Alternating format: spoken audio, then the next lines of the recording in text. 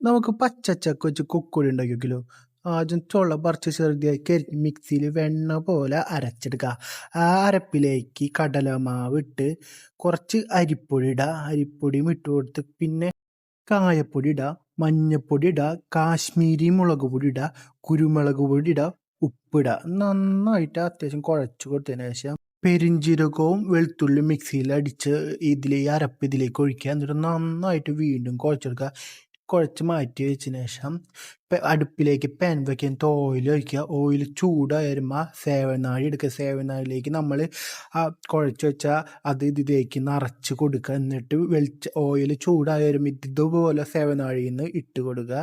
നന്നായിട്ട് ഇട്ട് കൊടുത്ത ശേഷം അത്യാവശ്യം തിരിച്ചും മറിച്ചൊക്കെ ഇട്ടെടുത്ത് വറുത്തെടുക്കുക. ഇത് അത്യാവശ്യം വറുത്ത് വന്നാൽ നമ്മൾ ഒരു അരിപ്പ് വെച്ചിട്ട് അരിച്ചെടുക്കുക. ഓയിലൊക്കെ നന്ന് ഊറ്റി നമ്മൾ പാത്രത്തിലേക്ക് ഇടുക. ഇട്ട് കഴിഞ്ഞ ശേഷം ആ ഓയിലിൽ വേപ്പില ഇട്ട് നന്നായിട്ട് വറുത്തെടുത്ത് ഈ ലാസ്റ്റ് ഇതിലേക്ക് ഇടുക.